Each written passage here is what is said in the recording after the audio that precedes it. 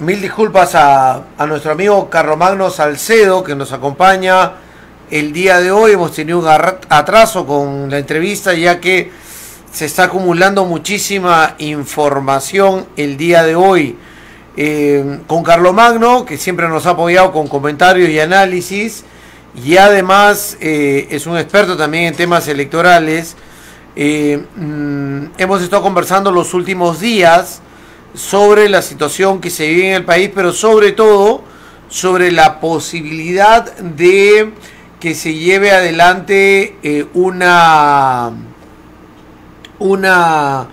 adelanto de elecciones y cómo se podría llevar adelante este proceso de una manera legal y ordenada, ¿no? Porque hay dos temas ahí, la legalidad sobre todo. Yo veo a la gente de Perú Libre diciendo en marzo del 2023 y con referéndum o con consulta para referéndum para nueva constituyente, ¿no? Mientras que los de la derecha dicen con los plazos, pero con reformas, y este Congreso yo no sé si llegue en algún momento a alguna reforma. Viendo las cosas tan disímiles y teniendo en cuenta de que un solo punto es el de coincidencia, que es que se vayan todos y adelante en las elecciones, pues habría que preguntarse realmente hasta dónde podemos ajustar el cronograma. Carlomagno, ¿cómo estás? Muy buenos días, bienvenido a Radio 1. ¿Cómo están analizando ustedes en Lima el tema de esta situación de adelanto de elecciones? Bienvenido a Radio 1. Gracias, Fernando, por la entrevista, ¿no?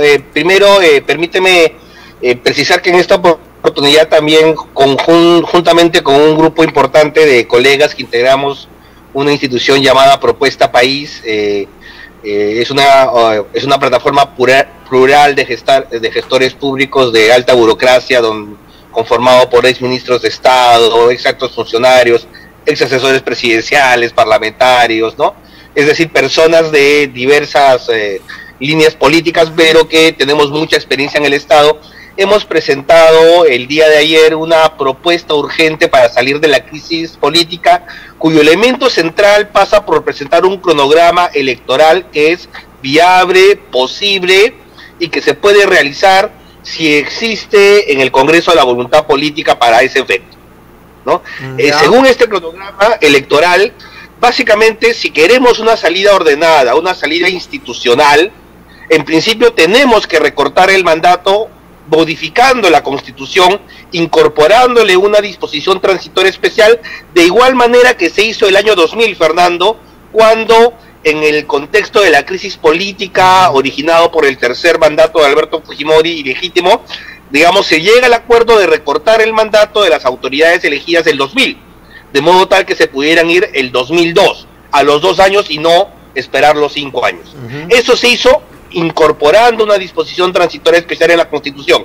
Ese ejemplo lo podemos hacer ahora mismo también, porque si no lo hacemos, la única otra manera de acortar el mandato sería con un golpe de Estado militar, o sea, un quiebre del orden constitucional como quería hacer el señor Castillo, ¿no? Y eso no se puede. Entonces, primero es que cualquier medida que se haga tiene que ser en el marco de la legalidad, de la constitucionalidad, como tú mismo lo has empezado. Entonces, lo que se tiene que hacer es reformar la Constitución, pero además tenemos el otro elemento de la premura del tiempo, es decir, no podemos darnos el lujo de esperar demasiado. Ya, Fernando, hay como 25 muertos, ya he perdido la cuenta. 25. O sea, ¿qué más está esperando el Congreso para poder tomar una medida? Y más allá de que existan algunas agendas particulares, algunos sectores que piden, digamos, la liberación de Pedro Castillo, otros que piden asamblea constituyente, hay un punto, como lo has dicho, en el cual el 85% de peruanos está de acuerdo. Queremos un recorte del mandato, queremos un adelanto de elecciones, queremos que tanto el Congreso como el gobierno se vayan. Entonces, eso, si el Congreso no reacciona a esas demandas, el peligro es que haya un desborde que nos saque del marco institucional. Yo creo que esa es la responsabilidad que tienen. Entonces, en ese sentido, creo que la presidenta de la República, Dina Boluarte, tiene la responsabilidad de liderar el proceso de pedir al Congreso que apure esta esta reforma constitucional. Obviamente, la presidenta no puede convocar a elecciones si previamente el Congreso no la aprueba, pero el Poder Ejecutivo sí tiene, digamos, la capacidad política de plantarse frente al Congreso y exigirle con firmeza una salida ordenada. Esa propuesta de salida ordenada la hemos presentado, hemos compartido con el personal de tu medio, Fernando. Básicamente hay, digamos, dos grandes momentos, ¿no? El primer momento es el de la reforma constitucional, que se tendría que hacer en 2 legislaturas, como sabes, o una legislatura y referéndum. Pero llevarlo a referéndum ya dilata de por sí el plazo. Entonces, ¿qué es lo que hemos planteado? Que en esta legislatura, que ya ha sido ampliada, se apruebe la primera reforma constitucional. Y que luego se adelante la primera legislatura del 2024, que empezaría en marzo, que se adelante enero, cosa que ahí se produzca la segunda votación, porque la reforma constitucional, según el artículo 206, requiere de doble votación en el Congreso, 87 votos una vez, y en la otra legislatura 87 votos como mínimo. Con voluntad política, el Congreso tiene todas las potestades para adecuar su reglamento y hacer este anticipo. Eso es lo primero que tiene que hacer. ¿Para aprobar qué cosa? Aprobar el recorte del mandato y establecer, según nuestro cronograma, que los congresistas se queden hasta el día 29 de diciembre del 2023 y que y que ese día entren nuevos congresistas y que el gobierno se quede hasta el 31 de diciembre.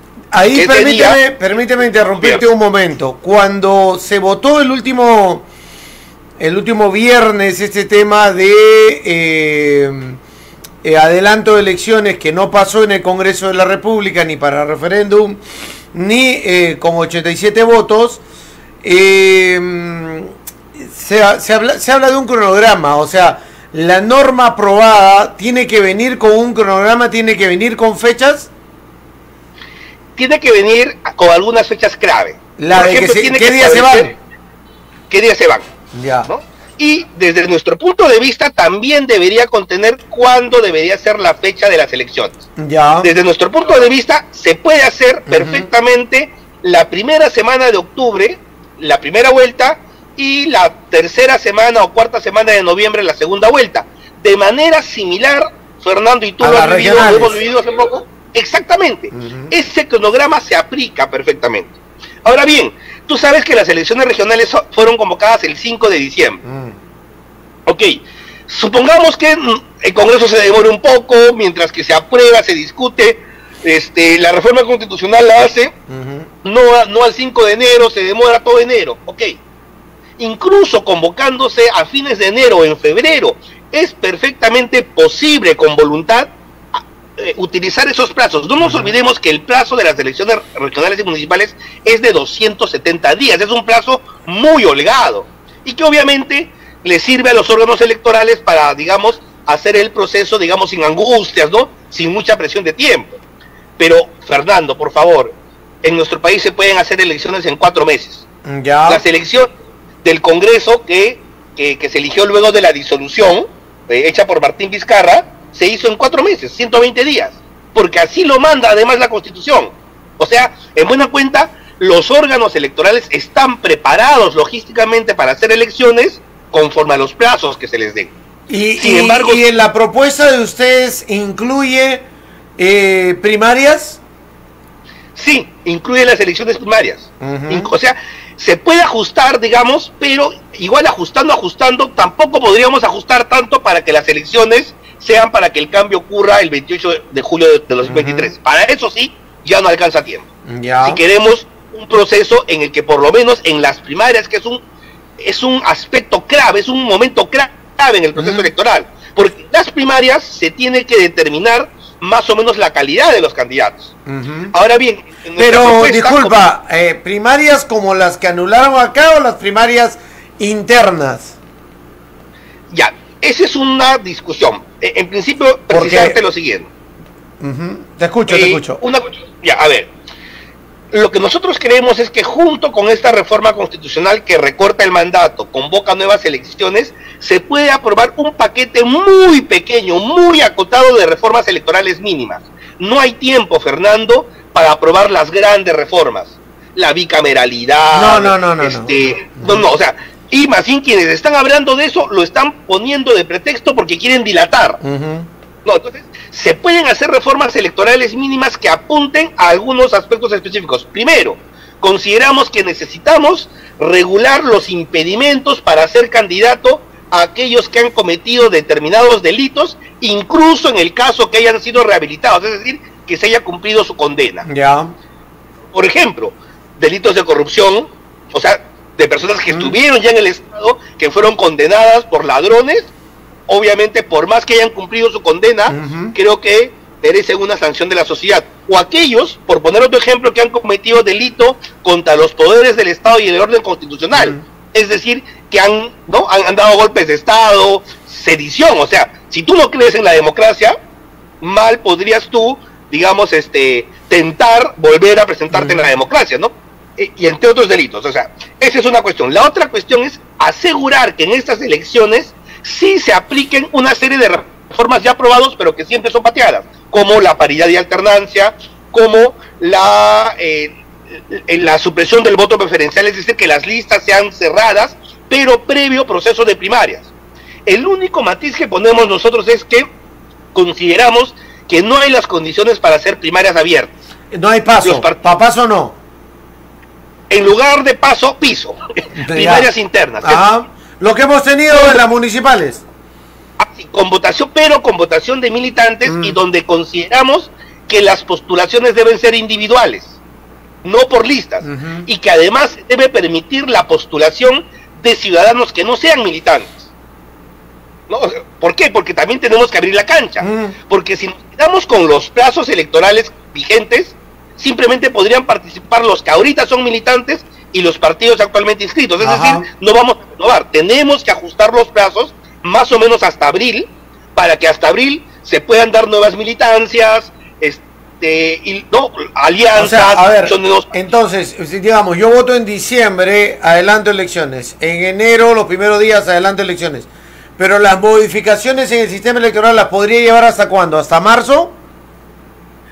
O la otra posibilidad es que se hagan junto con ese paquete, porque son poquitas. Simplemente algunas cuestiones del cronograma electoral, sí, ¿no? Para permitir ¿eso lo da el Congreso o lo da quién? Lo tendría que dar, para nosotros es parte del paquete. Es un solo proyecto de ley que reforma la Constitución, que recorta el mandato, pone fecha a las elecciones, y en otra disposición transitoria se aprueban algunas reglas mínimas. Impedimentos para postular, implementación del... Esas mínimas pueden ir para garantizar, porque son reglas solamente electorales, no son reglas del sistema. Ya no entregarían el cargo como en el proyecto actual que votaron la semana pasada y que está en reconsideración en abril del 2024, sino al 31 de diciembre. Así es, exactamente. Es decir, a la mitad del periodo, a los 2 años y medio decididos. También nosotros consideramos que ese gobierno y ese parlamento que se elijan deben ser para completar el periodo al 2026. ¿Por qué? Porque somos conscientes que en realidad estamos en un momento de crisis. Es como cuando se disuelve el Congreso, el parlamento que se elige no se elige por 5 años, se elige para completar el mandato. O sea, sería el presidente y el Congreso serían elegidos por 2 años y medio. Así es, para completar el mandato y que tengan una cláusula además que en esos 2 años y medio, allí sí, Fernando, se aboquen a la gran reforma, a los grandes temas, por ejemplo, redefinir el sistema político en términos de relaciones del Ejecutivo-Legislativo. Es claro que esas normas... voto de confianza, incapacidad moral permanente, el 117, y empezar a debatir con sustento y apoyo de la población, bicameralidad, reelección, porque si no lo hay estás aprobando a espaldas de la gente, y buscar momentos si se pueden dar constituyentes, todo en ese lapso de 2 años y medio. En ese lapso serían los 2 grandes años y medio de la gran reforma. Y en efecto allí es mucho, por ejemplo, la descentralización, Fernando. Hay que repensar la descentralización. Entre otras cuestiones, proponemos, pero discutido para adelante, que el periodo parlamentario debería ser la mitad del presidencial, como ocurre en otras legislaciones donde hay una renovación más frecuente del mandato parlamentario, o achicar los distritos electorales, elección que haya congresistas, un congresista por un distrito electoral. Quizás en Tacna, que son 3 congresistas, creo, Fernando, 4. Dos. Uno podría ser, yo creo, uno de la ciudad de Tacna y los demás de otras 3 provincias que tenemos aquí en Tacna. Uno adicional. Pero, por ejemplo, porque no tiene... en Lima, en Lima por distrito, por zona. Lima por zona, 34 zonas, y a San Juan de Lurigancho le tocan 4 congresistas, en 4 zonas. Con lo cual acercas, ¿no?, a los representantes con su representado, ¿no? Sí. Eso es fundamental. Sí, pero el problema, bueno, ese es otro tema, porque ahí habría que reformar todo el tema de los políticos, o sea, la gente que llega a la representación, o sea, el político no se acerca a la gente, se sube en un pedestal, se va a Lima, se aleja de la población, de la comunidad, la semana de representación no sirve para nada, no se contactan con la gente, es más cobrar plata. Hay muchas cosas que la verdad es una desconexión total que pasa, pero es una de las grandes falencias que tenemos al no tener verdaderos partidos políticos estructurados de sus bases, con militantes, con ideología, con ideario, etcétera, que hayan sido formados de su juventud hasta llegar a esta etapa, ¿no? Que es la etapa congresal y presidencial, que digamos son las grandes ligas, pero estos de la noche a la mañana salieron de un lugar, ¿no?, sin saber leer y escribir en política y terminan sentados con una curul. Exactamente, tú has señalado, Fernando, el que a mi juicio personalmente es el problema de fondo, ¿no? Cuya solución va a ser más de mediano plazo, pero obviamente también es posible ajustar algunas reglas electorales o de partidos para tratar de generar incentivos en ese sentido. Por ejemplo, interviniendo más drásticamente las internas de los partidos. Es decir, mira, una sola medida, que tú establezcas, ahora que hay democracia interna y que todos los partidos le han sacado la vuelta, ¿no? A ver, antes no había democracia interna. Cuando había democracia interna, ¿qué hacían los partidos? Armaban las listas de consenso. Eso debes haberlo visto en Tacna, ¿no? Lista única, ¿no? La lista conversada. Ya, bueno, ahí pues en esa lista conversada, obviamente las cúpulas imponían su criterio en función de las cercanías o inclusive por aportes de campaña, ¿no? O sea, la gente que compra sus curules. Pero si tú haces la votación individual, prohíbes la lista en la interna, es como que en la interna hubieses trasladado el voto preferencial. Por lo tanto, impides esa manipulación de la lista y vas a armar la lista en función de la votación. Esa sola medida te puede ir generando, ¿no? O sea, le quita poder a la cúpula y la da a los votantes. Claro, pero a ver, digamos, en Lima, en la interna, sí se nota la votación, el sufragio, porque tiene un montón de parlamentarios, ¿no? En cambio en Tacna, pues, casi lista única cerrada prácticamente, la que meten los dueños de la franquicia, ¿no? Entonces, oye, ¿cuántos militantes van a ir? 100 a votar por la 1, 2, 3 tienes que meter.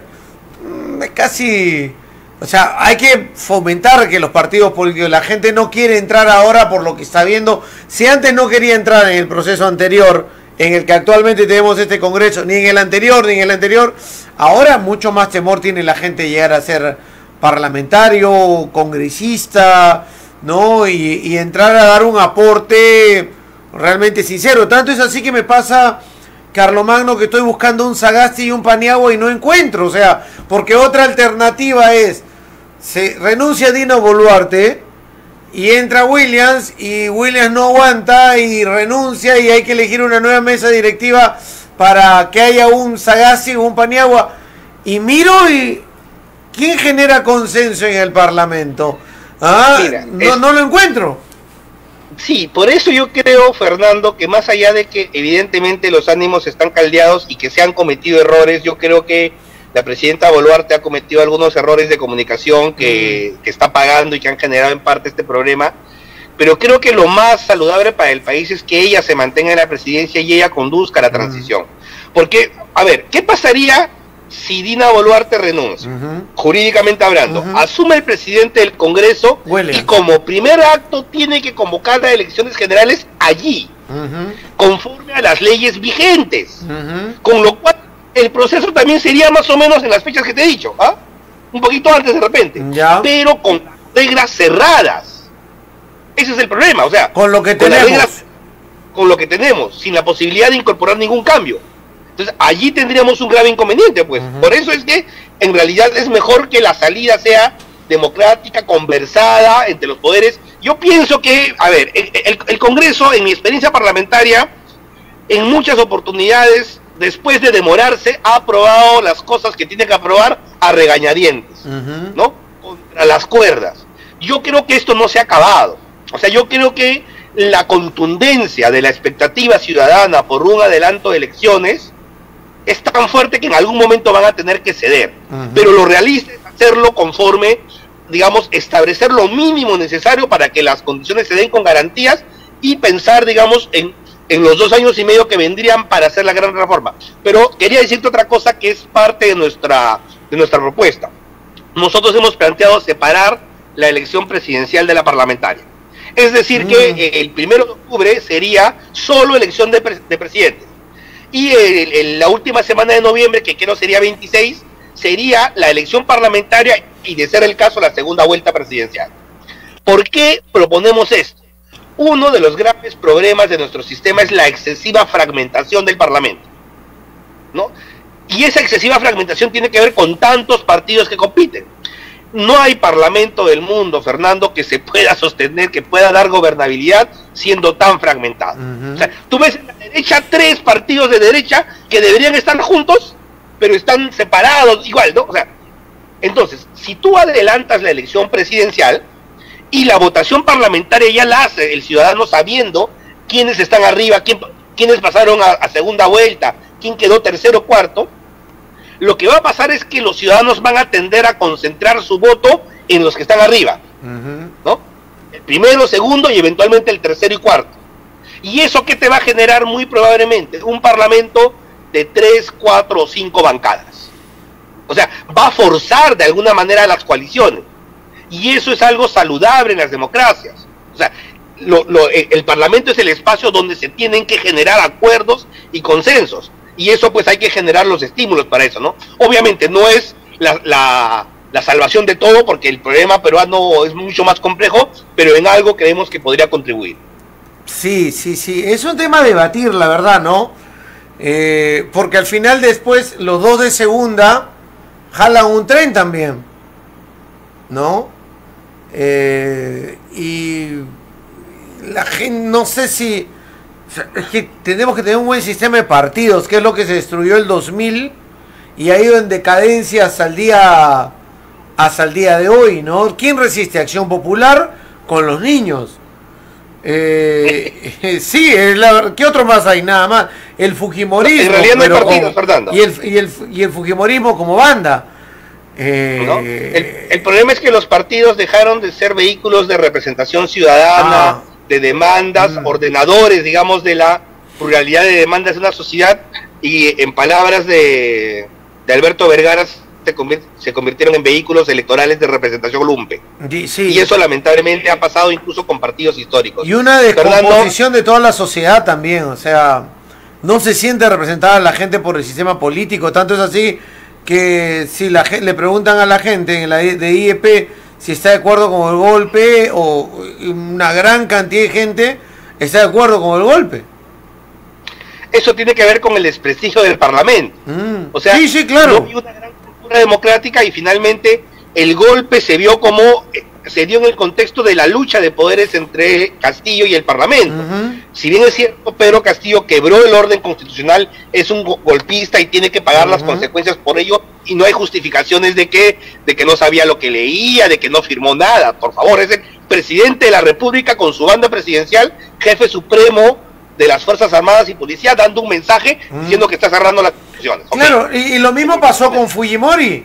O sea, cuando Fujimori dio el golpe, había estructurado 1.000.000 de veces mejor el tema de dar un golpe, ¿no? Pero había trabajado también el tema del desprestigio del Congreso, y ojo que tenía buenos políticos ese Congreso, no lo que tiene ahora, ¿no? Y bueno, dio el golpe con la toma de las instituciones similar a lo que quiso hacer Pedro Castillo, pero lo tenía organizado, preparado, ¿no? Y no fue un manotazo de ahogado como vimos ahora, pero Fujimori tuvo un respaldo hasta que llegó la descomposición de su gobierno.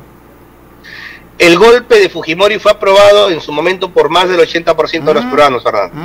Entonces, ok, porque justamente en esta dinámica así como Pedro Castillo, digamos, ha hecho un muy mal gobierno, el Congreso está en peor percepción ciudadana aún. Nadie lo va a defender, pues. Salvo que sea familiar de congresista. Sí, pues entonces justamente yo creo que la responsabilidad que les toca a los políticos mínimamente es sacarnos de este despelote que ellos mismos han originado de manera más ordenada, y los ciudadanos, los medios, Fernando, creo que estamos en la obligación de presionar en ese sentido. Es decir, si de ellos dependiera, probablemente no aprobarían nada y se quedarían hasta el 2026. ¿Les importaría lo que pasa en la calle? Así es, pero lo que tiene que pasar es canalizarse la demanda ciudadana, y por eso es que Propuesta País como institución técnica está divulgando esta propuesta. Mira, nosotros antes, durante varios meses, hemos estado haciendo conversatorios con diversas personalidades políticas del más amplio espectro, justamente tratando de pensar los problemas del país y pensar salidas a esta crisis. En ese sentido, creo que tenemos algo de conocimiento de cómo funciona el Estado, de diversas... En nuestra institución están personas como Pepe Eliche, que también fue ministro del Interior, fue oficial mayor del Congreso, en el gobierno de Paniagua, en el gobierno de Sagasti también lo fue, o Raúl Molina, ex viceministro de Gobernanza Territorial. Ciertamente en ese equipo hemos elaborado la propuesta, exministros como Óscar Ugarte, como Midori Javis, exdirectores generales de diversos ministerios, o sea, académicos, o sea, personas que además conocen el Estado y por mucho tiempo, entonces, y que nos une, digamos, más allá de nuestra pluralidad, el afán de pensar el país. Por eso nos llamamos Propuesta País. Ahora, proponer algo a partir ¿ustedes ya lo metieron al Congreso este proyecto? ¿Han conseguido ver la posibilidad? No. ¿Por qué? Porque te digo, mira, la jugada es, no votamos, ahora el presidente del Congreso, Williams, ha dicho, el martes nos reunimos a ver la reconsideración, que al final de la votación dijeron reconsideración de Salguana. Entonces, martes, y la gente se ha quejado, ¿por qué martes? Yo entiendo, porque no tiene las condiciones para llamar a una votación el lunes, y están a esta hora conversando, hablando, viendo a ver qué llega. Yo sé que la presión más está sobre los bloques de derecha, Avanza País, Renovación, que no han llegado que votaron en contra o se abstuvieron en el momento del voto. No sé si llegan a los 87, pero en todo caso, en esa circunstancia, en esa situación, ese proyecto está ahí en debate en estos momentos, esperando entrar el día de mañana. Si vengan los congresistas, uno que dice, oye, diciembre del 2023 me voy, no. Abril, ellos se quieren ir el 2026, ellos quieren abril 2024 con sus condiciones. Nos están poniendo las condiciones. Pero en el Congreso hay de todo. De hecho, este cronograma que te he planteado ha sido asumido por algunos congresistas como Digna Calle, como Flor Pablo, Susel Paredes, ¿no? O sea, aquellos que son conscientes que pertenecen a un Congreso repudiado y que quieren una vía institucional, lo han acogido, digamos, no hay tiempo para poder presentar pues esto como una iniciativa ciudadana con firme. O sea, los tiempos están. La única posibilidad que tenemos es persuadir a algunos congresistas que tengan, digamos, la grandeza histórica de entender las circunstancias que vive el país y darle una salida razonable, viable, posible, que no sea ni tan corta que no te permita hacer nada, ni tan larga que no responda, digamos, que lo único que va a hacer es seguir alimentando esta sensación ciudadana de repudio a los políticos y que podría generar un desborde popular que ahí sí sería de dramáticas consecuencias. Ahora, yo me pregunto, tenemos una opinión, la conversamos acá, y yo sé que mucha gente informada la digiere, la analiza, cree que debe haber reformas y todo lo demás, pero yo siento que en el interior, es decir, en los sectores donde está convulsionada hoy la protesta en el país, hay un hartazgo por la clase política, pero también hay una situación que se mezcla con el no sentir la atención de un Estado, la no presencia de un Estado. Lo que pasa en Chala, por ejemplo, y que nos afecta hoy a los tacneños, es minería informal la que está metiéndole petardos a los cerros o dinamita a los cerros para que no haya pase, o están cerrados ahí, cuando es minería ilegal. Claro, no dio solución a su problema y todo lo demás. Pichari y otros lugares Y hay mucha gente que depende de la informalidad en el país porque lamentablemente no hay un Estado, no hay una presencia de oportunidades para la gente. Les ofrecieron URIA que nunca llegó. Ahora me parece que hasta a propósito no le traían la URIA para que haya ese descontento social. Entonces hay un montón de problemas al interior del país que nadie se digna a enterarse, interiorizarlo y solucionarlo, que debería ser función del Estado. Sí, Fernando, tú estás abordando un problema que ya es más profundo aún y cuya solución no se va a dar en esta coyuntura. En realidad, nosotros podríamos desde cierto análisis concluir que no solamente estamos en una crisis de los partidos, en una crisis del sistema político democrático, de la democracia misma, sino estamos en una crisis del Estado peruano. O sea, somos un Estado que está a punto de ser un Estado fallido. Y eso tiene que ver con el hecho de que más del 70% de peruanos se sienten al margen del Estado. Ese solo dato ya te indica de que tienes que hacer una especie de refundación del Estado. O sea, tienes que construir un Estado para todos. O sea, ¿qué es un Estado? Es como el club donde los ciudadanos tienen la membresía y obviamente tienen deberes de contribuir, pero tienen derechos que perciben en servicios públicos, en salud, en calidad. Eso en el Perú no se ha logrado terminar de construir. Para poder lograrlo se necesitan reformas muy profundas que lamentablemente no se pueden hacer en el corto plazo y que estos meses en el gobierno de Pedro Castillo han sido un tiempo no solamente perdido, sino de retroceso. Entonces hay mucho por hacer y seguramente es por eso que el periodo 2024-2026 es un momento, es una oportunidad que nos debemos dar los peruanos para repensar el contrato social. Inclusive yo en términos personal no le temo a la posibilidad de un cambio constitucional, se pueden adecuar las formas, pero más importante que definir, que hablar de una asamblea constituyente, que es un fetiche de ciertos sectores de la izquierda, es empezar a debatir cuáles serían las cláusulas del nuevo contrato social. Ok, queremos nueva constitución. Y hay algo más peligroso, ¿eh? ¿Quiénes la harían? O sea, el nivel de las personas, la conexión a la realidad nacional para hacer un nuevo contrato social o una constituyente. O sea, la conexión, ¿qué necesita este país? ¿Qué estructura necesitas para tener un verdadero contrato social o una constitución? Si elijo a los mismos que están ahora en el Congreso, ¿te imaginas qué constitución sacaría? Exactamente, qué terror. El que viola en su oficina borracho y solo lo suspenden por borracho, o el que se fugó porque tiene una sentencia, ¿no? O el que fue premier y lo votaron por pegarle a la hija o a la esposa, y así seguiría sumando. ¿Estos nos harían una constitución? Parece ser que no es la mejor alternativa, por eso yo creo que la posibilidad de un nuevo marino que terruquea medio mundo. ¿Me escucha, Fernando? Sí.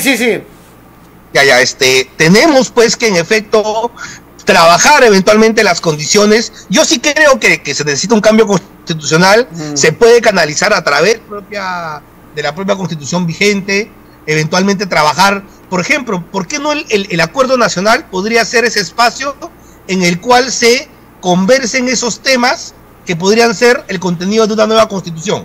Ya después veremos cómo es, ¿no? Si reformamos el artículo 106, si se crea una comisión especial. ¿Te acuerdas, Fernando, más o menos del año 2000, en la época de Toledo, se creó la Comisión PIS? Una comisión multipartidaria que entregó una propuesta de reforma muy interesante. O sea, con personas, digamos, de solvencia. O sea, se pueden encontrar mecanismos para pensar un nuevo contrato social, pero ese no es el momento.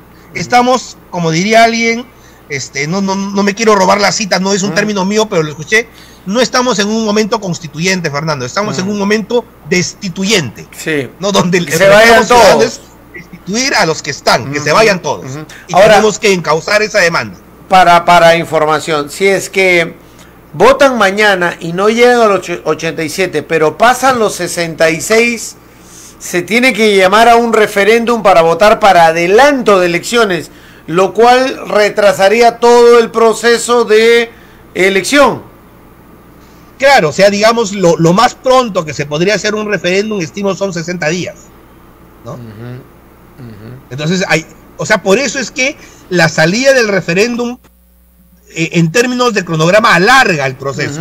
Por eso es que la responsabilidad del Congreso debería ser aprobarla en doble legislatura en sede parlamentaria, pero si eso no va a ocurrir, finalmente está esa posibilidad, ¿no? O sea, alargará un poco más y será consultado el soberano. No es lo ideal ahorita por términos de los tiempos, ¿no? Pero no le quitaría la presión a la olla que tenemos ahí caliente, porque la gente seguiría expectante de todo lo que haga en el Congreso. Esta gente no se quiere ir, esta gente quiere aprobar reformas, esta gente quiere enfrentar, y vamos a seguir viendo peleas de uno y otro lado.